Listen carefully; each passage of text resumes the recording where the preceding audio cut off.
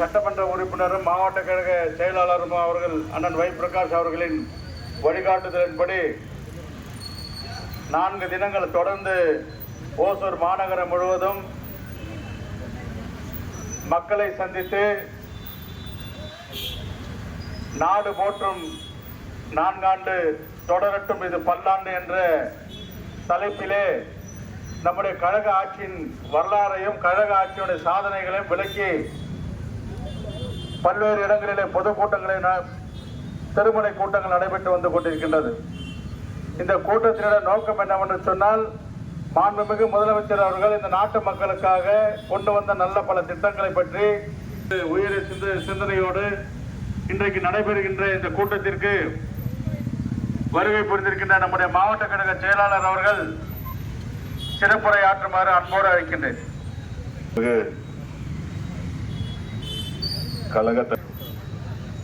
தமிழகத்தினுடைய முதலமைச்சர் அவர்களின் 4 ஆண்டு ஆட்சியில் செய்த சாதனைகள் எல்லாம் மக்களிடத்தில் எடுத்து சொல்லுவதற்காக நம்முடைய கழக தலைவர் அவர்கள் தமிழகம் முழுவதும் கிட்டத்தட்ட 1500க்கும் மேற்பட்ட கூட்டங்களை நடத்த வேண்டும் என்று ஆணையிட்டார்கள். அவருடைய ஆணைக்கேற்ப நம்மளுடைய கிருஷ்ணகிரி மாவட்டத்தில் கிட்டத்தட்ட 15 ஒன்றியங்களில் பேரூரில் பகுதிகள் கழகத்தில் சார்பாக திருமண கூட்டங்கள் பொதுக்கூட்டங்கள் என தொடர்ந்து நடைபெற்றுக் கொண்டிருக்கிறது. அதன் தொடர்ச்சியாக தான் இன்று ஓசூர் மாநகரத்தில் நம்முடைய ராமு பகுதியில் திருமண பிரச்சாரம் நடத்தி கொண்டிருக்கிறோம். இந்த கூட்டத்தினுடைய தலைவர், மாநகர கழகத்தினுடைய செயலாளர் மேயர் சத்யா அவர்களை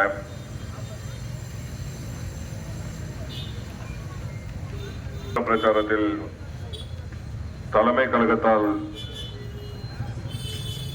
அறிவிக்கப்பட்டிருக்கக்கூடிய தலைமை கழக பேச்சாளர் அண்ணன் கென்னடி அவர்களை,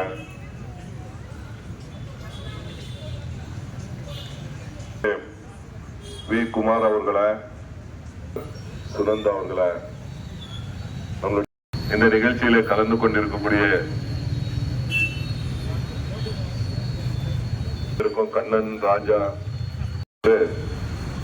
நம்மளுடைய மாண்புமிகு முதலமைச்சரை பொறுத்த வரைக்கும் 4 ஆண்டு முடிந்து இப்ப 5வது ஆண்டுல கால எடுத்து வச்சிருக்கிறோம். மே 7ஆம் தேதி தான் 2021ஆம் ஆண்டு மே 7ஆம் தேதி தான் முத்துவேல் கருணாநிதி ஸ்டாலின் என்னும் நான் என்று முழக்கமிட்டு பதவியேற்றுக் கொண்டார். 4 ஆண்டு முடிஞ்ச 5ஆம் ஆண்டு இப்ப நடந்து கொண்டிருக்கக்கூடிய காலகட்டத்தில் இந்த 4 ஆண்டு காலத்தில் பாத்தீங்கன்னா பல்வேறு திட்டங்கள் சொன்னா ஒரு நாள் எல்லாம் சொல்லலாம், அவ்வளவு திட்டங்கள் கொண்டு வந்திருக்கிறோம். அது யாரு இந்த வரைக்கும் இந்தியாவிலே கூட எந்த முதலமைச்சரும் கொண்டு வராத திட்டங்கள் தான் நம்மளுடைய முதலமைச்சர் அவர்கள் கொண்டு வந்திருக்காங்க. அது மகளிர் உரிமை தொகை ஆனாலும் சரி, பெண்களுக்கு நகர பேருந்தில் இலவச பயணமாக இருந்தாலும் சரி, காலை சிற்றுண்டி ஆனாலும் சரி, மக்களை தேடி மருத்துவமாக இருந்தாலும் சரி, இல்லம் தேடி கல்வியாக இருந்தாலும் சரி, விவசாயிகளுக்கு இலவச மின்சாரமாக இருந்தாலும் சரி, போன்ற பல்வேறு திட்டங்கள் சொன்னா அதை ஒரு நாளெல்லாம் சொல்லணும். அவ்வளவு திட்டங்களை கொண்டு வந்திருக்கிறோம்.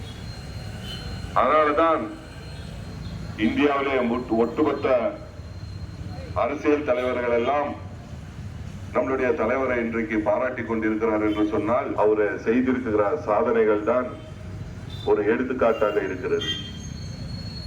இன்னைக்கு பாத்தீங்கன்னா எல்லா துறையிலும் தமிழகம் இல்ல 1வது இடத்துல இருக்கு, இல்ல 2வது இடத்துல இருக்கு. 10 ஆண்டு அதிமுக ஆட்சியில அனைத்து துறைகளும் பாத்தாளத்தில் இருந்தது. எல்லாம் 20ஆம் இடம், 25ஆம் இடம், 18ஆம் இடத்தில் இருந்த தமிழகத்தை இன்றைக்கு 1வது இடத்துக்கு கொண்டு வந்திருக்கக்கூடிய என்று சொன்னால் அதுதான் நம்மளுடைய திராவிட மாடலுடைய சாதனை. முதலமைச்சர் அவர்கள் அந்த திட்டங்களின் மூலமாக எல்லோருக்கும் எல்லாம் கிடைக்க வேண்டும் என்ற நோக்கத்தோடு திட்டங்களை தீட்டிருக்காங்க. அனைத்து தரப்பு மக்களுக்கும் ஏதோ ஒரு பலன் இந்த திராவிட மாடல் ஆட்சியில கிடைத்திருக்கிறது. ஒரு குடும்பத்துக்கு போனோம்னா அந்த குடும்பத்துக்கு ஏதோ ஒரு வகையில அவங்களுடைய குழந்தைங்க மேல் படிப்பு போனா 1000 ரூபாவது வந்திருக்கும். இல்ல அவங்க குழந்தைங்க ஸ்கூலுக்கு போனா காலேஜ் சிற்றுண்டி கொடுத்திருக்கிறோம்.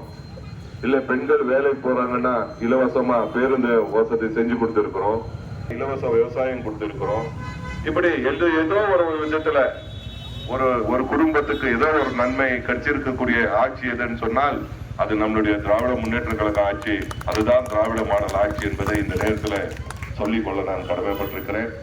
ஆகையால் நம்ம இப்ப ஒசூரை கேட்டதெல்லாம் கொடுத்த ஒரு முதலமைச்சர் யாருன்னு சொன்னால் அது நம்ம முதலமைச்சர் தான் இருப்பாங்க. அதுக்குதான் நாம் நன்றி சொல்ல வேண்டும் என்று இந்த நேரத்தில் நான் உங்களெல்லாம் கேட்டுக்கொள்கிறேன். 10 வருஷம் ஒரு ஆட்சி இருந்தது, அதிமுக ஆட்சி. அந்த 10 வருஷத்துல பாத்தீங்கன்னா இது ஓசூர் பகுதியில ஏதாவது ஒரு திட்டத்தை கொண்டு வந்திருக்காங்க. ஏழை எளிய மக்களுக்காக ஒரு திட்டத்தை கொண்டு வந்திருக்காங்க. நடுத்தர மக்களுக்காக ஏதாவது ஒரு திட்டத்தை கொண்டு வந்திருக்காங்க. இல்ல வியாபாரிகளுக்காக ஏதாவது ஒரு திட்டத்தை கொண்டு வந்திருக்காங்கன்னு சொன்னால் ஒட்டுமொத்தமா பாத்தீங்கன்னா எந்த திட்டமும் 10 வருஷம் கொண்டு வராத ஒரு ஆட்சி எதுன்னு சொன்னா அது அதிமுக ஆட்சி தான் இருக்கும். இந்த 4 ஆண்டுல பாத்தீங்கன்னா பல ஆயிரம் கோடி கொடுத்திருக்காங்க. இந்த ஓசூர் பகுதிக்கு மட்டும் 4 ஆண்டுல 1500 கோடிக்கு மேல வளர்ச்சி பணிகளுக்கு மட்டும் நிதி ஒதுக்கியிருக்காங்க. அது மாநகராட்சி இருந்தாலும் சரி, அது கிராமப்புறங்களாக இருந்தாலும் சரி, எல்லாத்துக்கும் சேர்த்து 1500 கோடிக்கு மேலாக திட்டங்களை வாரி வழங்கி இருக்கக்கூடிய முதலமைச்சர் யாருன்னு சொன்னால் அது நம்மளுடைய தளபதி தான் என்பதை இந்த நேரத்தில் மகிழ்ச்சியோட சுட்டிக்காட்டி, இந்த ஆண்டு 5ஆம் ஆண்டுக்கு கூட ஒரு 1000 கோடி அறிவிச்சிருக்காங்க. அது நீங்க எல்லாம் டிவியில பார்த்திருப்பீங்க, பேப்பர்ல படிச்சிருப்பீங்க. அந்த திட்டங்களும் இந்த ஆண்டுல நிறைவேற்றப்படும்.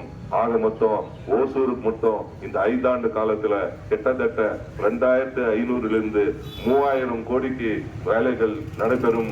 அந்த வளர்ச்சியை பெற்று தந்த ஒரு மகான் யாருன்னு சொன்னால் அது நம் தமிழகத்தினுடைய முதலமைச்சர் அண்ணன் தளபதி தான் என்பதை இந்த நேரத்தில் மகிழ்ச்சியோடு சுட்டிக்காட்டி, ஆகவே இப்படிப்பட்ட ஒரு முதலமைச்சர் இன்னும் பல ஆண்டு இந்த தமிழகத்துக்கு முதலமைச்சராக இருக்க வேண்டும் என்ற நோக்கத்தோடு வருகின்ற 2026 கண்டிப்பாக இந்த பாஜகவோட இணைந்திருக்கக்கூடிய எடப்பாடி பழனிசாமிக்கு முட்டுக்கட்டை போடும் விதமாக நம்மளுடைய பணி தொடர வேண்டும்.